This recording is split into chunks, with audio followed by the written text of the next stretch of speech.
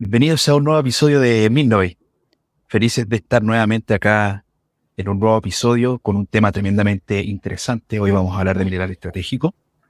Somos Milo Nimeller y Francisco Rubina. Estamos muy felices de la llegada que hemos tenido. Tenemos algunos números súper interesantes que queremos compartir con ustedes. Recientemente supimos que estamos en la posición número 4 en nuestra categoría de tecnología en Perú, lo cual nos enorgullece bastante, nos alegra y nos motiva a seguir armando más de este contenido. Así que quisiera agradecer a nuestra audiencia. Y también agradecer a las personas que participaron en nuestro concurso. Durante la semana anterior estuvimos regalando una entrada a Mine Excellence, gracias al auspicio de su presidenta. Y el video en el que llamábamos a participar logró casi 18.000 reproducciones, así que muy contentos también con eso. Y como decía Francisco, hoy día vamos a hablar sobre algo que está muy en boga, un tema bien entretenido, bien contingente, que son los minerales estratégicos. Y no sé, Francisco, si tú sabes lo que son los minerales estratégicos. Sí, podríamos comentar un poco. De partida es muy relevante mencionar que no existe una definición que esté completamente adoptada y adherida por toda la globalidad con respecto a lo que es un mineral estratégico o lo que es también un mineral crítico. De hecho, hasta el día de hoy se mezclan mucho esos dos términos, mineral estratégico y mineral crítico. Algunas definiciones, por ejemplo, la de la IRENA. La IRENA es la Agencia Internacional de Energías Renovables, en la cual se establece que el mineral estratégico es el que tiene una importancia tremendamente relevante en términos de transición energética, justamente porque es una agencia que tiene que ver con energías renovables. Otras definiciones asocian, por ejemplo, los minerales críticos con temas de defensa nacional o de seguridad nacional, pero quiero enfatizar que no existe una definición que esté totalmente adoptada y, digamos, adherida por toda la globalidad en el mundo. Sí, correcto. De hecho, para entrar un poquito más en profundidad, Irena hizo un estudio donde se hablaba de estos minerales estratégicos y se dio cuenta de que existen 35 listados que dependen de distintas instituciones e incluso también de distintos países, que más adelante vamos a hablar de algunas políticas y definiciones de esos países. Por lo tanto, efectivamente, no hay una definición única. Cada quien define qué es estratégico para su país o para su organización, como mencionábamos de Irena. Lo que sí hay un poco de consenso. Y dentro de esta 35 lista hay muchos minerales que se van repitiendo. Hay 51 minerales que están catastrados, incluyendo las tierras raras, que de ahí vamos a hablar un poco más de eso. Y el que más se repite es el cobalto, que recordemos se utiliza para las baterías. Y también el litio, que se repite 29 y 26 veces respectivamente. El cobre, que también es otro de los minerales muchas veces reconocido como estratégico, ocupa el listado 8 de esta lista, o la posición 8, con 19 menciones. Quizás podríamos hablar un poco entonces de qué son las tierras raras, que también, ¿por qué hablamos de tierras raras? Porque Chile, además de litio y cobre, también tiene un potencial bien importante en tierras raras. Sí, justamente tomando este listado que tú mencionas, Milo, en este listado que hizo Irena, las tierras raras son mencionadas 9 veces. Es decir, hay 9 naciones que consideran que las tierras raras son minerales estratégicos, minerales de alta importancia. Y bueno, creo que es un tema que a veces escuchamos, a veces incluso lo mencionamos, pero no sabemos qué son las tierras raras.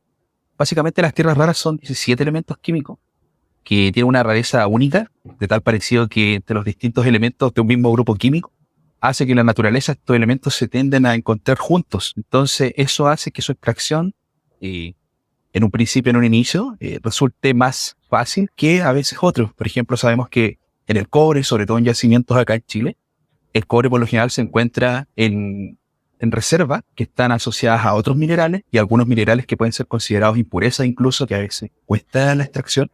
Pero para el caso de las tierras raras, generalmente se encuentran juntos. Por mencionar algunos, está el escandio, el itrio, y hay otros 15 que están en los grupos de los lantánidos de la tabla periódica, como por ejemplo el cerio, el praseodimio, neodimio, etc. Bueno, el tema es que la minería de las tierras raras es una actividad en sí a veces compleja, pero tiene una extracción que tiene un potente impacto sobre el entorno. Sobre todo porque se pueden explotar por minería a cielo abierto. El tema es que minería en cielo abierto, ya sabemos, la gran mayoría, ¿verdad? ¿Cuál es el impacto que trae minería en cielo abierto? Genera muchos desechos. La tendencia a nivel global es que los yacimientos pasen a ser subterráneos justamente por un tema de menor cantidad de residuos que generan, pero existe un potencial tremendo en tierras raras, por lo cual Chile también tiene ese potencial, pero creo que tenemos que ir masificando de partida, conocer qué son las tierras raras y cómo se van explotando, porque existe un tema químico y mineralógico que nos hace favorables, pero hay un tema estratégico justamente que todavía no se le ha dado el valor, como por ejemplo al cobre en nuestro país. Pero existen otros de estos minerales estratégicos que hemos conversado, Milo, existe ahí algo súper interesante entre la demanda, la oferta. ¿Cómo está esos rangos? Quizás tú nos podrías comentar un poquito más ahí. Sí, pero creo que antes de pasarnos a eso, hablamos de las tierras raras, pero no hablamos de para qué sirven. Entonces, por qué están en estos listados? Además de que sean raros y de que cueste quizás un poco su extracción al principio o de que estén juntos, como bien mencionas tú, la importancia que tienen es que se utilizan principalmente en la industria de los microchips. Entonces, hoy en día China tiene principalmente, diría yo, el monopolio de estas tierras raras. Y recientemente China decretó una restricción a su exportación. Por lo tanto, hoy en día es un tema súper contingente el poder tener estos suministros, porque sin ellos, en el fondo, no podemos seguir desarrollando la industria de los microchips. Y eso tiene implicaciones en el día a día y también implicaciones de orden militar y de defensa. ¿Ya? Por eso es tan importante este elemento. También hablamos principalmente de cobalto, litio, cobre y de las tierras raras, pero otro elemento también bien importante es el níquel, ¿ya? Que también se utiliza para la batería y también para algunas aleaciones. ¿Ya? Y lo que mencionabas tú de la oferta y la demanda es crítico, ¿ya? Y por eso hay muchos de estos minerales que son estratégicos o críticos, porque se vislumbra que van a haber gaps bien importantes en su capacidad de poder suministrar estos elementos. Y por eso muchos países están tratando de asegurar los suministros, generando distintas políticas, que ya vamos a hablar un poco de eso. Pero ¿cuál es el orden de magnitud de estos gaps? Hablábamos del cobalto, que era el número uno en la lista de los minerales críticos con 29 apariciones. Se proyecta, de acuerdo a un estudio de IRENA, que va a haber un gap al año 2030, o sea, a la vuelta de la esquina, entre un 25 a un 63%. O sea, la demanda no va a poder ser provista entre ese rango. Otro que va a tener un gap significativo, el cobre. Se proyecta en el cobre entre un 17 a un 43% de la demanda que no va a poder ser abastecida con los proyectos que hoy en día tenemos en desarrollo. ¿Y dónde se posiciona el litio? El litio yo diría que es el más crítico y por eso existe una oportunidad tan grande y se habla hoy en día mucho del litio. Y ya vamos a hablar un poquito en particular del litio, pero para que entiendan cuál es el gap que hoy en día existe, se proyecta al 2030 entre un 66 a un 84% de la demanda que no va a poder ser cubierta con los proyectos y operaciones que hoy en día están proyectadas a ser desarrolladas. Oye, Francisco, quizás nos podría mencionar un poquito por qué son estos gaps tan grandes. Sí, es súper importante ahí resaltar, por ejemplo, el caso del cobalto que mencionaste, Miro, creo que vale la pena resaltarlo y reiterarlo. El cobalto, entonces podríamos decir que es el mineral que más se reconoce globalmente como crítico y es uno de los que mayores gaps va a tener justamente la demanda y la oferta. Tremendamente importante. El cobre y el litio, como lo mencionaste también, tremendamente relevantes para la electromovilidad, que lo hemos conversado en otros capítulos. Por ejemplo, Milo, pensemos cómo se hace la minería de estos minerales, que es tremendamente interesante verlo. Por ejemplo, un estudio que se hizo desde la Agencia Internacional de Energía indica que para poder operar una mina de litio, por ejemplo en Australia, demoraría aproximadamente 4 años en desarrollarse. Si tuviéramos la misma mina de litio ahora pensando localizado en Sudamérica, de 6 a 8 años más o menos se demoraría en tenerla operativa. Y el cobre, fíjate la diferencia, más de 16 años es lo que se demora en estar en producción, digamos, desde que se comienza la prospección hasta que se produce. Mencioné prospección, exploración también. Bueno, pero ¿qué entendemos por esto? La prospección la vamos a entender como la búsqueda de minerales, y desde ella está comenzando un negocio minero porque ya estamos empezando a ver si es que existe algún potencial de algún mineral o no. Luego hablamos de la exploración, cuando la exploración materializamos ya la búsqueda de este mineral y empezamos a generar lo que son los sondajes. Y con estos sondajes, finalmente entonces, vamos dimensionando y cuantificando de cuánto estamos hablando. Y ese cuánto estamos hablando justamente tiene que ver con lo que vamos a poder producir o no. Mencionaba Francisco de que existía una diferencia importante entre el desarrollo de un proyecto de litio en Australia y otro en Sudamérica. ¿A qué le atribuiríamos esta diferencia? ¿Por qué se da? De partida hay una razón que es netamente geológica. La geología en la que se encuentra el litio en Australia y en la que se encuentra acá en Sudamérica es distinta. En Sudamérica tenemos la particularidad de que el litio se encuentra en salmuera. Y ahí hay algo que es tremendamente relevante, que vamos a hablarlo un poquito más adelante en detalle, que es el triángulo del litio, donde está involucrado Chile, Argentina y Bolivia, pero se encuentra en salmuera, por lo tanto es mucho más fácil disolverlo. Ya, fíjate que existe una ventaja geológicamente hablando de cómo está disponible el litio en Sudamérica. En cambio, en Australia, el litio se encuentra dispuesto en roca dura. Es decir, hay que hacer una minería muy similar a como se hace en cobre. En palabras más simples, tenemos que hacer una extracción que involucre perforación, tronadura, carguío, transporte, la minería tradicional que hacemos, por ejemplo, acá de cobre.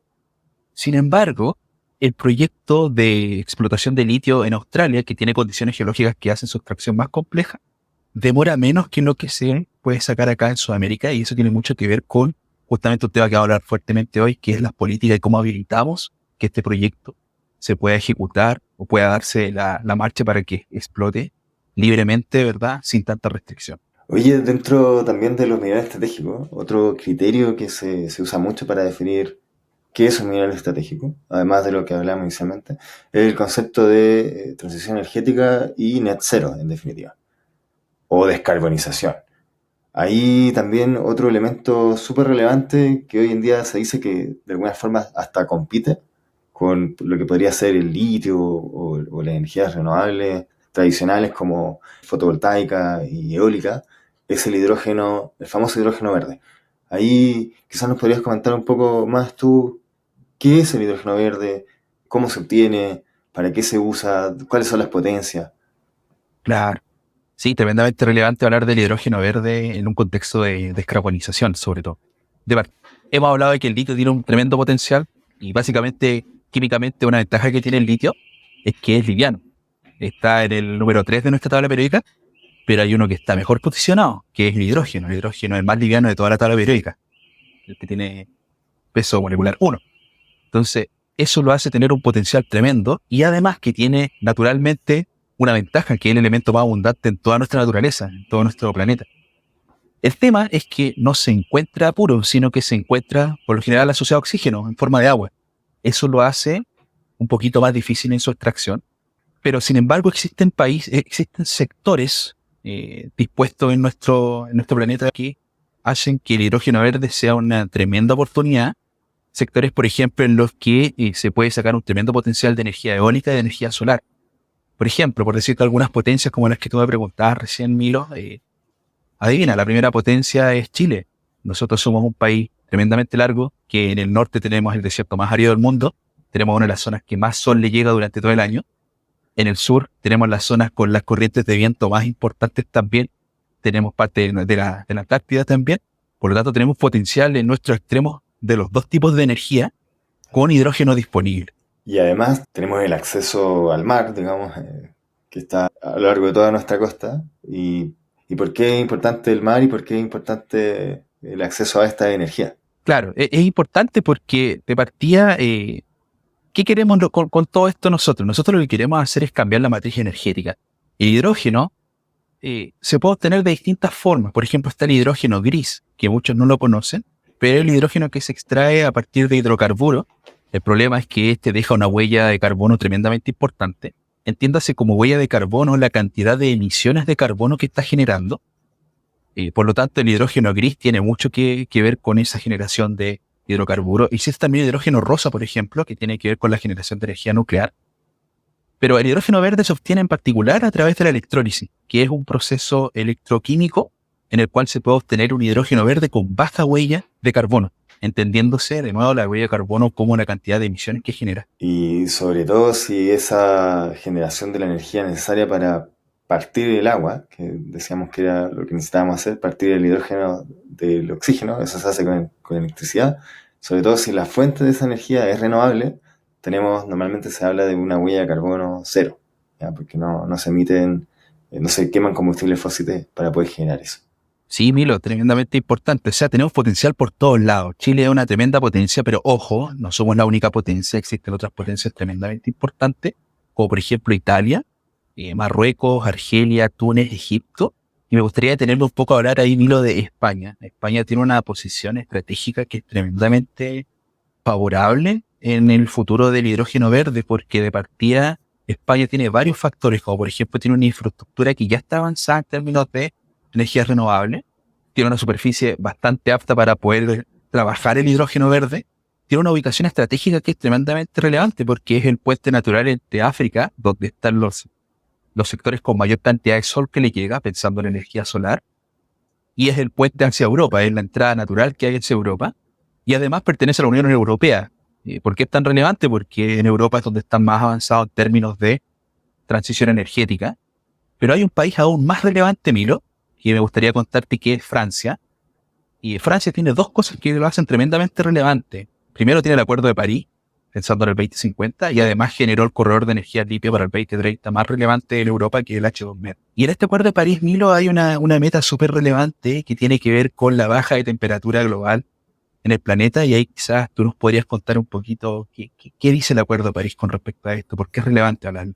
Sí, mira, el Acuerdo de París lo que quiso hacer era, de alguna manera, lograr un compromiso de la reducción de las emisiones de contaminantes fósiles, digamos, en el mundo, y se planteó distintos escenarios del calentamiento global. Se estipuló de que máximo se podía aumentar 2 grados Celsius y más allá de eso habría una catástrofe global. Por lo tanto, se definió esos 2 grados y se planteó una meta de no llegar al máximo de los 2, sino llegar a 1,5 grados al 2050. ¿Y qué desafíos plantea eso? ¿O qué cambios tenemos que hacer? Entonces, la Agencia Internacional de Energía Renovable, IRENA, que hemos hablado ya harto de ello, plantearon de que hoy en día la situación actual es que de la matriz energética el 62% es con combustibles fósiles, ¿ya? Y combustibles fósiles tenemos principalmente el carbón y el petróleo y solamente un 28% en energías renovables y un 10% en energía nuclear. Esa es la matriz energética hoy en día. ¿Y qué necesitamos que ocurra para poder cumplir este escenario de máximo 1,5 grados de calentamiento? Es que el 91% de esta matriz energética se convierta en energías renovables y el combustible fósil baje solamente a un 5%. Por lo tanto, es una meta súper desafiante. Hoy en día, afortunadamente, estamos proyectando que al año 2030 vamos a lograr un 68% de esa matriz. Es decir, estamos bien encaminados. Pero hay otros elementos que estamos bastante atrasados, como por ejemplo la capacidad de añadir mayor energía. ¿Por qué? Porque no solamente es cambiar la matriz, no solamente tenemos que pasar de un 62% de fósiles a un 91% renovable, sino que también vamos a casi triplicar la cantidad de energía que vamos a necesitar en ese momento. Por lo que hablábamos también en los capítulos anteriores, de que la población va a crecer, los países se van a desarrollar y por lo tanto los consumos energéticos de las distintas naciones van a ir creciendo. Hoy en día se consumen más o menos 27 petawatts de energía y proyectamos que se generen 90 petawatts de energía. Por lo tanto, además de cambiar el porcentaje de las matrices, necesitamos expandir esta cantidad de generación de energía y ahí es donde hoy en día estamos muy atrasados. Claro, y ahí también toma relevancia también pensar que cómo estamos nosotros como país en ese contexto. Yo creo que todo este contexto que tú estás mencionando, Miro, nos beneficia por todos lados. Pensamos en cómo vamos a hacer esta transición energética. Lo has dicho, son metas súper ambiciosas. Pasar de una base que está del orden de los de los 28%, 30%, a prácticamente triplicarla es un desafío tremendo. Tremendo porque estamos a cerca de 27 años de llegar a ese deadline, a esa fecha de término. Y los únicos habilitadores para lograr esas metas son justamente los minerales estratégicos de los que estamos hablando. Creo que es importante hacer ese nexo.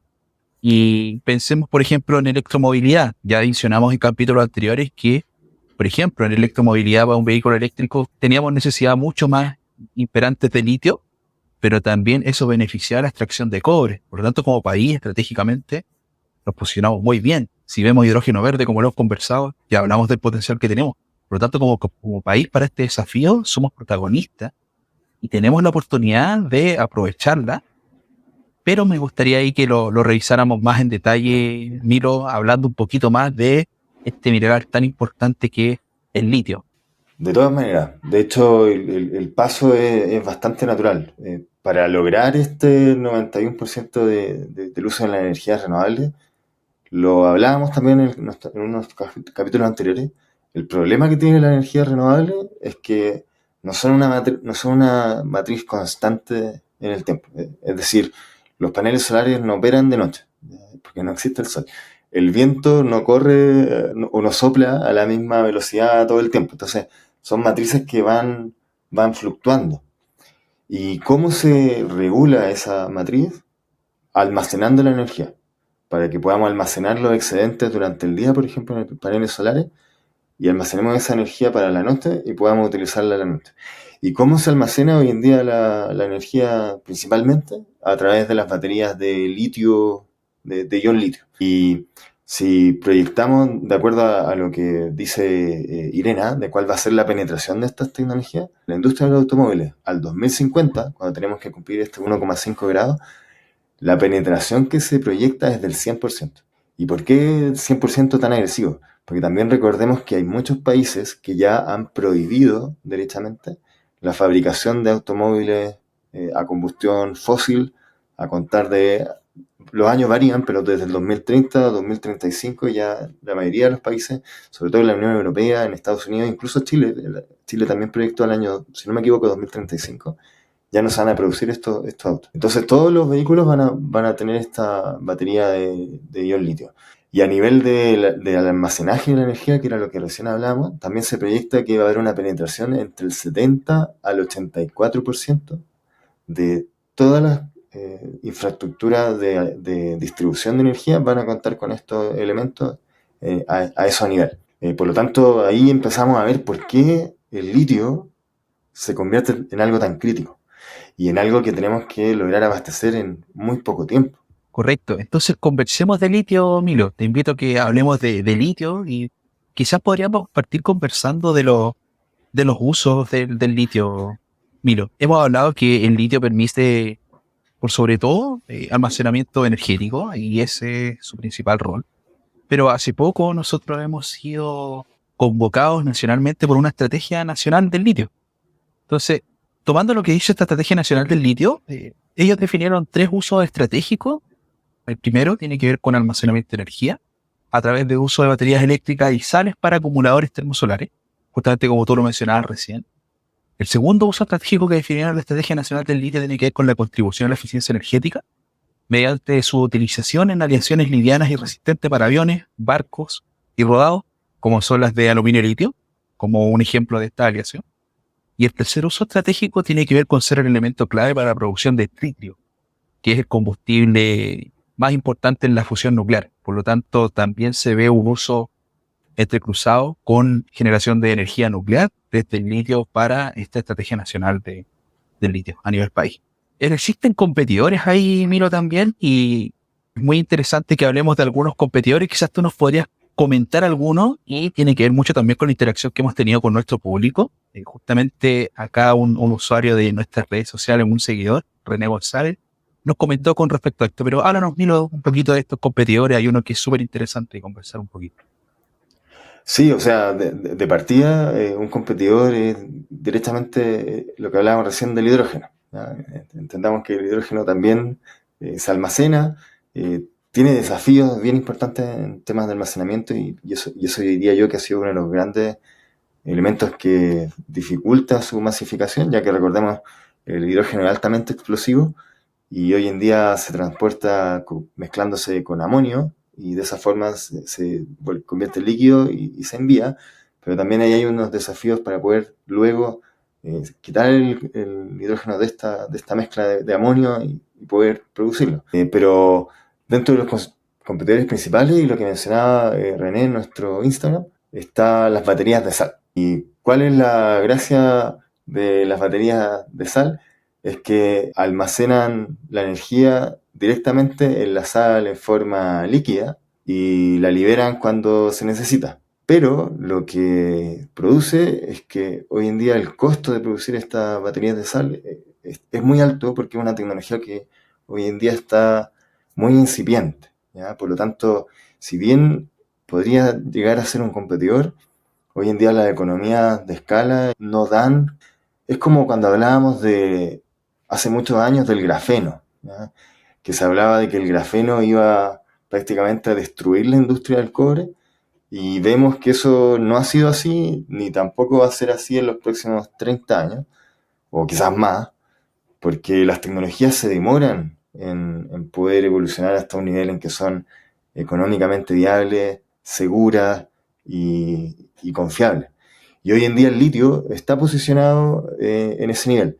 E inclusive este año se hizo un descubrimiento de un cambio en las baterías de litio que a través de su mezcla con sulfuros pueden lograr una estabilidad mayor en los cátodos y poder aumentar los ciclos de carga hasta 3 veces y aumentar también la densidad de energía.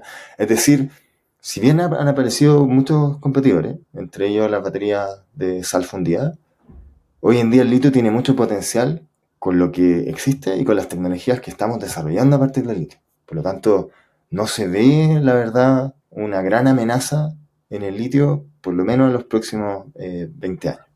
Sí, tú conversabas ahí de tecnología, Milo. Quizás es relevante ahí que conversemos un poco de qué tecnología existe entonces para el litio. Algo conversábamos recién hace unos minutos atrás del caso, por ejemplo, de Sudamérica con respecto a Australia. Justamente que uno se encuentra desde salmuera. Bueno, el proceso de extracción desde salmuera básicamente es la disolución. Básicamente es una composición más líquida. Y existe el otro caso que es la explotación desde roca dura, como habíamos mencionado recién.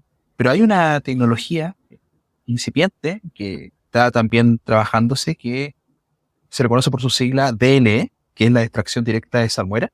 Esa es también una tecnología nueva que se está sacando. Tú hablabas que existen para estos competidores, Milo, niveles de avance o de desarrollo. Me gustaría citar un término que es muy recurrente en este tipo de tecnologías que son incipientes, que están apareciendo, que es el TRL. El TRL básicamente es el Technology Readiness Level. Su traducción más literal es como su nivel de madurez que tiene esta tecnología para avanzarse o no. Existen 10 niveles y justamente los competidores, los TRL, son muy bajos porque son tecnologías que están recién naciendo, pero para el caso del litio, los TRL de varias de las tecnologías que se están implementando son bastante avanzados. Por lo tanto, eso también nos posiciona competitivamente como una ventaja. Oye, qué bueno que mencionaste lo de la extracción directa, porque también lo vamos a hablar un poco más adelante, y ya mencionamos algo, en la política nacional del litio, esa tecnología es la que hoy en día se está impulsando más. ¿Y por qué? Porque tiene efectos medioambientales mucho más reducidos que la producción actual a través de la disolución desde la salmuera. Así que ahí también empezamos a ver cómo el mundo político, de alguna manera, también tiene mucho que decir. Oye, y cuéntanos un poco respecto, ya que estamos hablando del litio y de que sabemos de que este rol tan importante que tiene, ¿cuáles son las proyecciones de demanda que existen de este mineral? Sí, vamos a citar algunos números de la Agencia Internacional de Energía, que encontramos que es una de las fuentes más relevantes. No es que la hayamos escogido al azar, ni tampoco Irena. Mucho tiene que ver, voy a citar un poco el objetivo de este capítulo. Estamos hablando de mineral estratégico. Es decir, hay una estrategia para qué, justamente para esta transición energética. Por lo tanto, por eso hemos citado muchas veces a la Agencia Internacional de Energía y a IRENA, que es la de energía renovable. Y justamente en este contexto, como tú me consultabas, Milo, existen varias proyecciones. La que dice la Agencia Internacional de Energía dice que de aquí al 2030 se debiese proyectar en proyectos operativos del orden de de los 800 más o menos kilotoneladas de litio de carbonato equivalente al 2030, bajo construcción, es decir, proyectos que están en su fase de desarrollo previo a la explotación con toda la infraestructura operativa, un poquito más elevados, llegando al orden de los 1100, 1200 kilotoneladas de litio, de carbonato equivalente de litio. Pero esta demanda de litio es bastante. Sin embargo, el tema es, ¿vamos a dar o no el abasto? Y en este contexto, creo que es súper relevante citar algunos números. Por ejemplo, un estudio que se hizo en PwC, un estudio que se llama Mind 2022, ellos proyectan que de aquí al 2030 la demanda de este mineral, en particular del litio, va a andar del orden de los 2.800 kilotoneladas de carbonato de litio equivalente, pero existe un gap tremendo con respecto a su oferta, es decir, cuánto vamos a poder nosotros procesar, del orden de nuestra oferta, como mencionaba recién, no supera los 1.200 kilotoneladas de litio equivalente. Por lo tanto, existe un gap tremendo y conversa mucho con la cifra que tú decías al principio, Milo. Recordemos que en el litio dijimos que iba a haber un gap entre la oferta y la demanda del orden del 66 a un 84%. Por lo tanto, hace mucho sentido con los números que estamos viendo de estos estudios. Sí, y sin ir más lejos, el Banco Mundial hace una proyección un poco más hacia futuro, ya cerca del año 2050, donde debiésemos lograr no superar el grado 0,5. Y bajo esos supuestos, dice de que la demanda va a aumentar de tal forma por sobre la producción hasta 5 veces en el caso del litio. Es decir, por cada tonelada que estamos produciendo, la demanda es 5. Por lo tanto, ahí empezamos a ver la criticidad que tiene la minería y el rol que tiene la minería en poder dar abasto, en poder en el fondo mejorar sus procesos, reducir sus tiempos de operación, reducir sus costos para poder ser más eficiente y poder satisfacer esta demanda, ya que esta demanda es la que nos va a permitir, de nuevo, lograr cumplir estas metas de no ceder el 1,5 y poder cambiar la matriz energética desde los combustibles fósiles a la matriz que hablábamos del 91% de energía renovable. Sí, Milo, nosotros sabemos que una característica que define al negocio minero es que es cíclico. Cuando hablamos de que el negocio minero es cíclico, nos referimos a que existen tiempos que son de mucha bonanza y existen otros tiempos en los que existe criticidad y escasez tremenda. Pero esto básicamente no es una definición económica.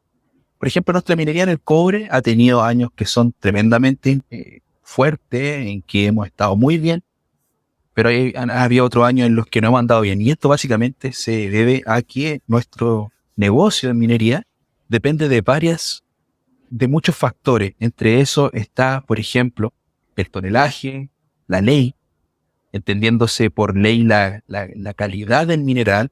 Más técnicamente, la ley la podemos definir como el porcentaje del metal de interés que tenemos dentro de una tonelada. Por ejemplo, cuando hablamos de ciento de cobre, estamos diciendo de que existen 3 kilogramos de cobre en una tonelada de muestra. Pero existe una variable que es la más volátil de todas de este beneficio, que es el precio. ¿Y por qué el precio es tan relevante y le da este carácter de cíclico al negocio minero? Y es que el precio, a diferencia del tonelaje, la ley y las recuperaciones, no lo podemos manejar. Y esto es regulado externamente, por ejemplo, a nuestro país y a otros muchos países. Y se fijan, por ejemplo, en la Bolsa Internacional de Londres. Ahí es donde se fijan los precios de los metales. Y de ese precio depende nuestro negocio, porque podemos tener tremenda disposición de reserva, podemos tener toda la infraestructura operativa para explotar el mineral, pero si el precio no sustenta el costo de extracción, no hay negocio. Entonces, con este contexto, Milo, quizás sería relevante que habláramos cómo están los precios justamente del litio, cómo se proyectan. Cuéntanos un poco quizás ahí. Sí, ahí es bien interesante lo que dices tú, Francisco, porque es algo que la gente tiene que entender. El precio es fundamental, como bien decías tú, para transformar recursos en reserva y poder extraerlo.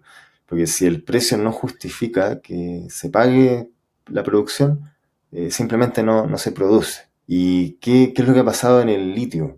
Lo que vimos que ocurrió en los precios es que hubo un boom desde el año 2017 al año 2020. Pasamos de cerca de $8.000 la tonelada hasta $21.000 a finales del año 2021. Y más aún, del 2021 al 2022, los precios se multiplicaron casi en 7 veces, llegando a un top de $62.000 la tonelada. Y ahí lo que ocurrió es que por primera vez hubo un contribuyente mayor a Codelco, que fue SQM, que por este crecimiento tan grande en los precios pagó muchísimos impuestos y le ganó en el aporte fiscal a Codelco. Pero eso ya hoy en día se está controlando, ¿ya? Entonces, hoy en día cuando hay aumentos tan grandes del precio, como mencionábamos anteriormente, las reservas se empiezan a tornar más atractivas y por lo tanto se empieza a incentivar la inversión. Y cuando se incentiva la inversión, se desarrollan más proyectos. Entonces, ¿qué es lo que empieza a pasar cuando se desarrollan más proyectos? De pronto hay más oferta del mineral y por lo tanto, cuando se inunda el mercado, los precios empiezan a disminuir. ¿Y qué es lo que se proyecta a futuro? Se proyecta que de aquí al 2027 aproximadamente, el precio empiece a bajar desde las 66.000 que llegó a estar de top a en torno a $20.000 la tonelada.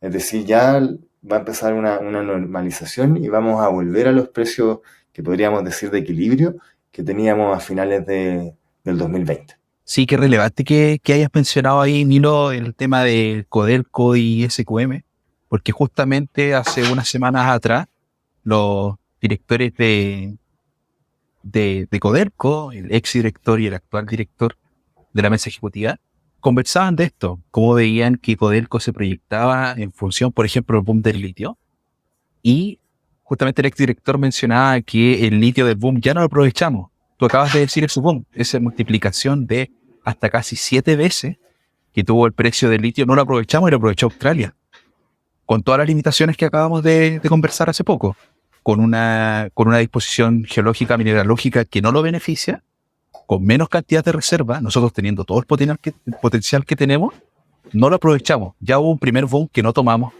y en lo que viene se proyecta también que debiésemos ser ágiles, pero sin embargo él mencionaba entonces que el futuro de Codelco no estaba más bien puesto en hacer competir el litio con el cobre.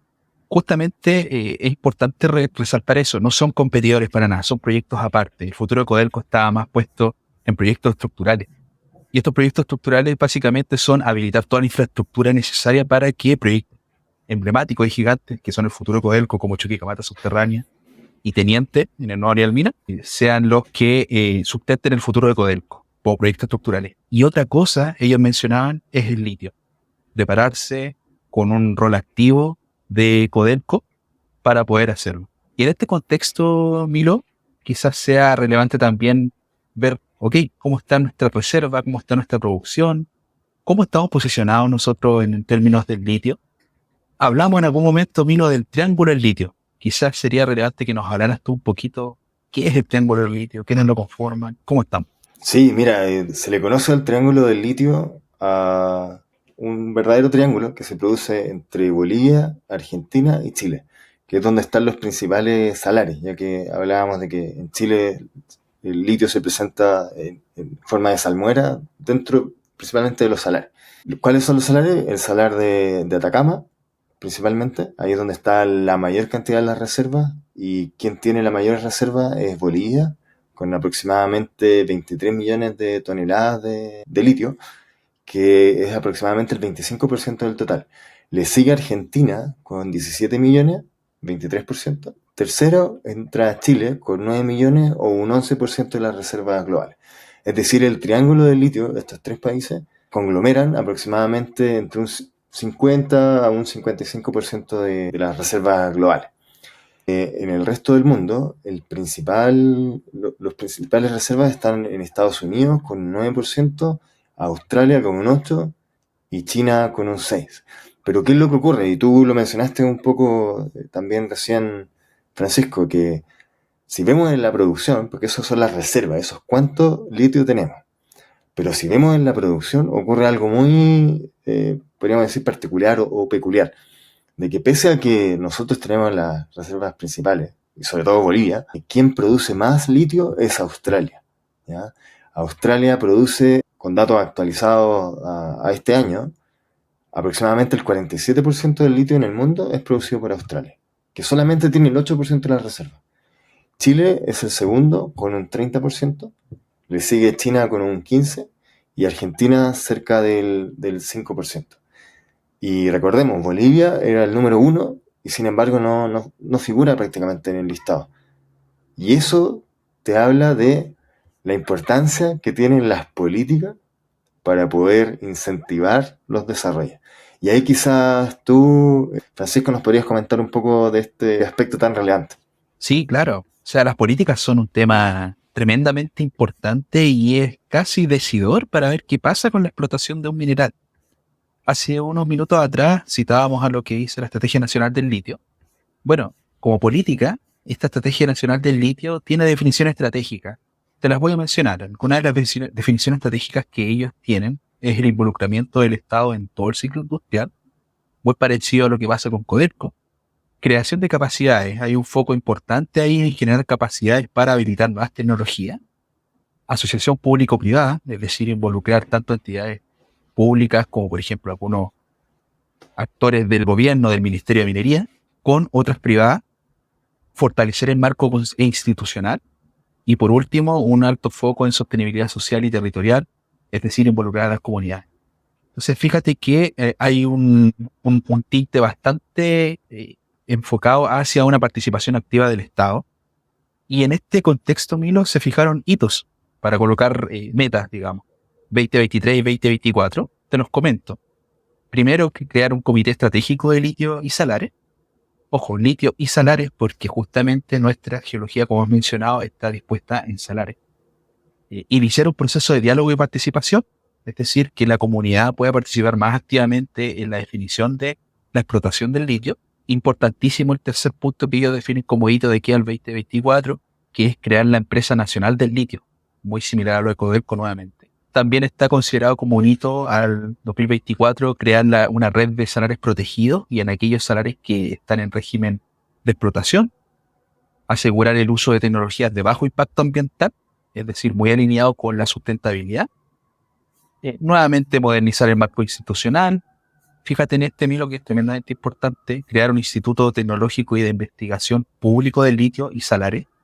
Es decir, hay un interés genuino, importante en generar tecnologías que permitan habilitar y extraer de forma más sustentable el litio. Y los últimos dos hitos que ellos fijaron tienen que ver con incorporar al Estado en la actividad productiva del Salar de Atacama. Y por último, la prospección de otros salares. Y qué bueno que en la Estrategia Nacional del Litio hablan de prospección.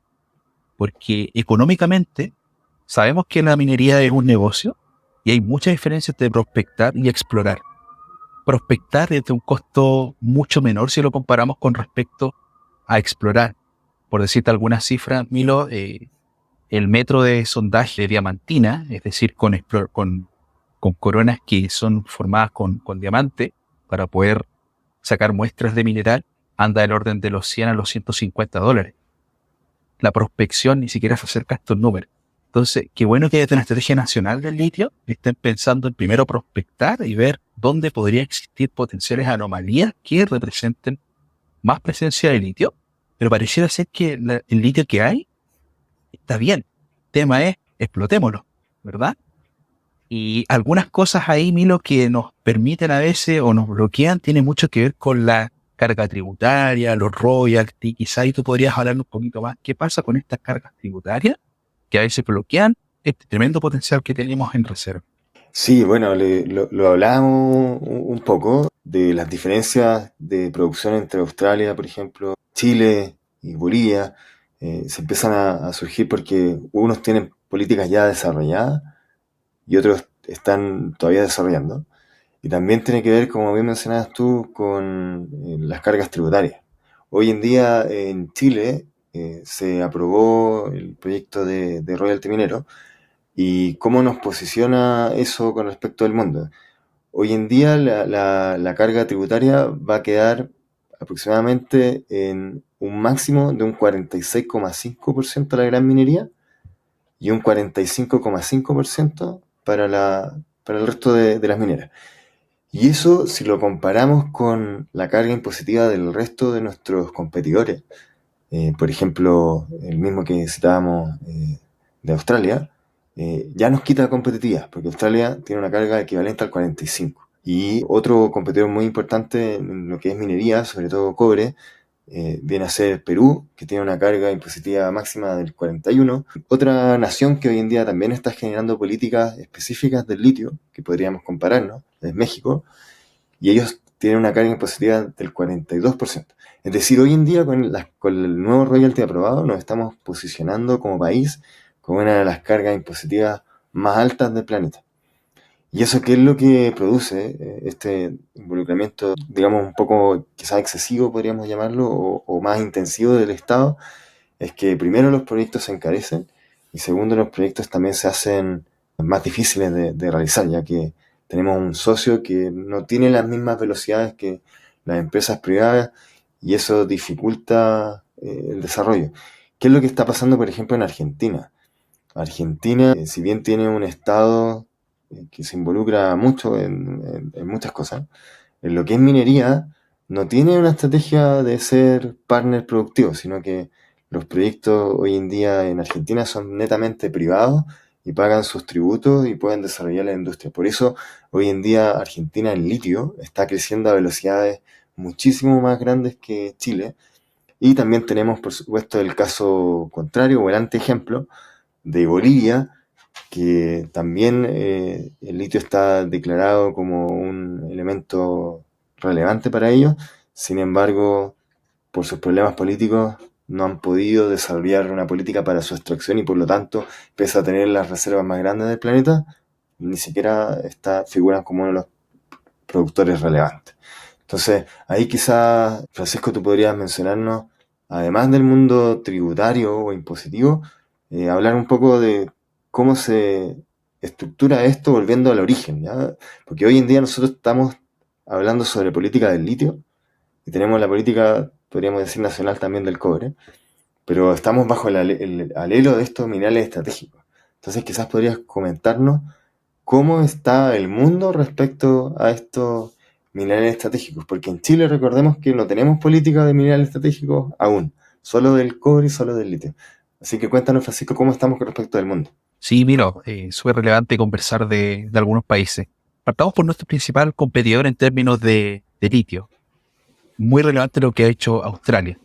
Australia, dijimos, con mucho menos disposición de reserva, nos superó por lejos en producción y mucho tiene que ver con también su marco político. Por ejemplo, ellos ya tenían una estrategia de minerales críticos definida en 2019 que incluso fue actualizada en 2022 y están pensando ya en tener una estrategia que tiene como objetivo ya los minerales críticos para generar energía de gran impacto para el 2030. En la Unión Europea, por ejemplo, ellos ya definieron también una propuesta de la Comisión Europea de Minerales Críticos y en 2008 también ya tenían una definición que se fue actualizando en 2020. Brasil, un competidor cercano que tenemos, en 2021 empezó a lanzar una estrategia nacional que por sobre todo le quisieron dar un tinte bastante ambiental, pero esto tiene mucho que ver también con el historial que tiene Brasil con algunos desastres ambientales. Samarco es uno de los más relevantes que tuvieron, en el cual hubo un tremendo incidente asociado al colapso químico y físico de un relave que dejó bastantes personas muertas. Por lo tanto, tiene ese tinte altamente de medio ambiente. India en 2019 adoptó una política nacional de minerales estratégicos. India bastante potente, tremendamente diría yo, en tierras raras, que ya lo hemos conversado, cuáles eran las tierras raras. Fíjate que también está en algunos países, Milo, como Japón, Sudáfrica, el Reino Unido y Estados Unidos. A mí me llama mucho la atención que en Japón, no lo hemos mencionado, pero ya en marzo de 2020 ellos ya habían tenido su estrategia internacional de recursos con foco en mineral estratégico. En Sudáfrica que Sudáfrica es muy fuerte en oro, en minas profundas. En 2022 también estaba convocando al gobierno para generar su estrategia de exploración y implementación para minerales estratégicos.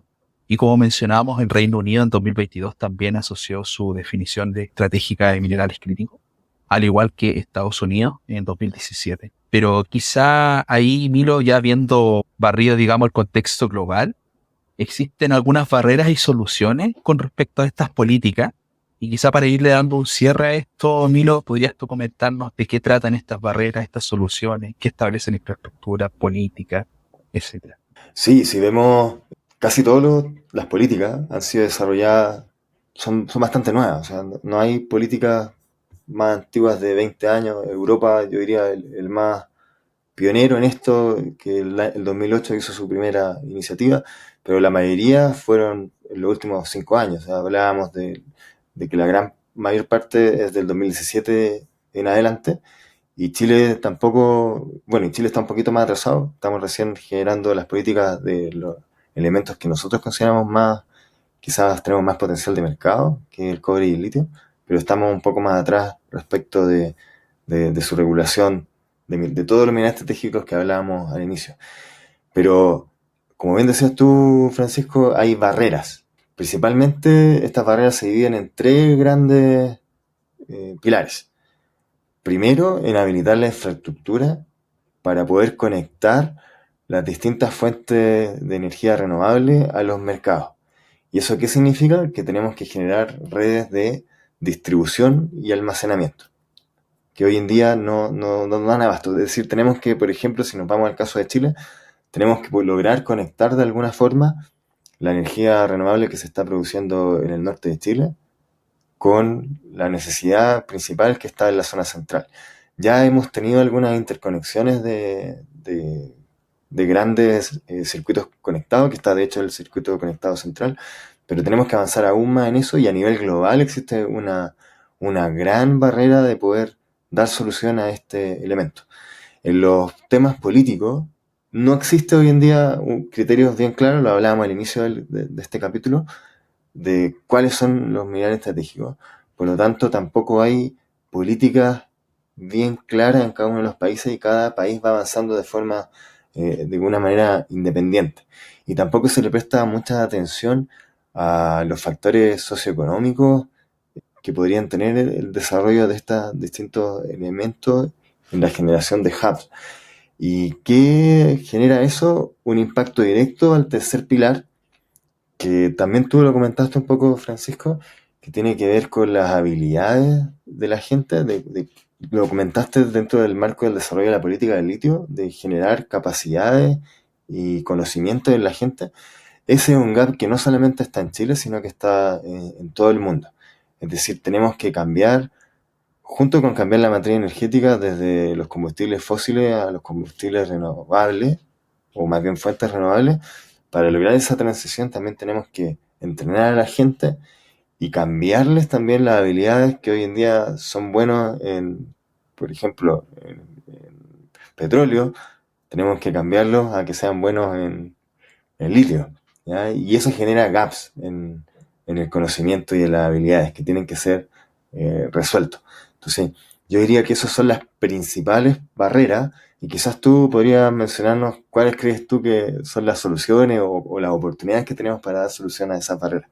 Claro, por ejemplo, tú mencionabas algunas barreras que están asociadas a la infraestructura, pero principalmente la solución podría estar en modernizar y expandir infraestructura que permita el desarrollo, el almacenamiento, distribución, transmisión y el consumo de estos minerales estratégicos de energías renovables. Pensando en las soluciones con respecto a las políticas y regulaciones, bueno, este es un tema un poco más complejo porque cada país tiene su política, su definición, tiene también su estabilidad política distinta.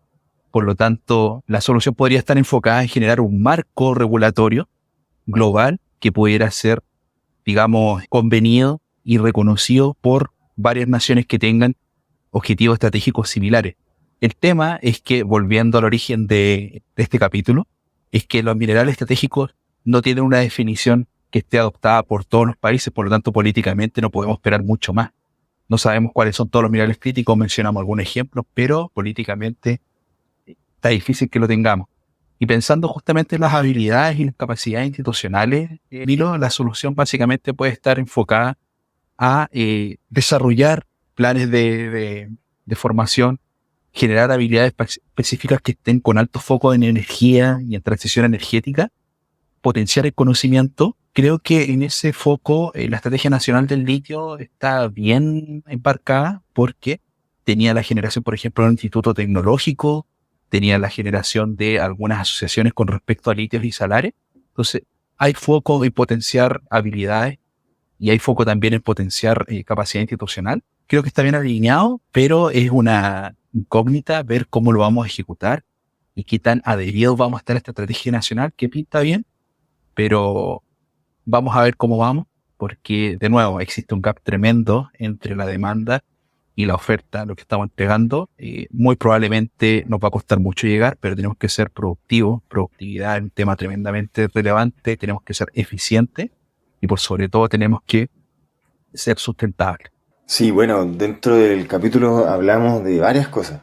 Eh, una de ellas era el Acuerdo de París, ya que da un marco para que, digamos, las naciones se pongan de acuerdo en que si excedemos estos 2 grados centígrados, el mundo se va a acabar. Vimos también todo el problema que se genera de cómo podemos lograr abastecer de las energías renovables que necesitamos para mantener y cumplir este acuerdo. Y eso también genera estos distintos gaps que hablábamos de la demanda, entre la demanda y la oferta. Y ahí nuestro rol como podcast es de alguna manera difundir la minería. ¿Y por qué es tan importante? Porque también en este tercer pilar que tú recién hablabas, Francisco, de las habilidades, estamos viendo que hoy en día la gente, los universitarios, los estudiantes, incluso más jóvenes, no quieren trabajar en minería, porque ven que la industria minera tiene una fama que, digamos, no es buena. Y nosotros tenemos que cambiar eso. ¿Y por qué necesitamos cambiarlo? Porque ya hablábamos de que existen estos gaps gigantescos y si no tenemos gente para que trabaje en la industria, no vamos a poder suplir de estos minerales que son críticos y estratégicos. ¿Para qué?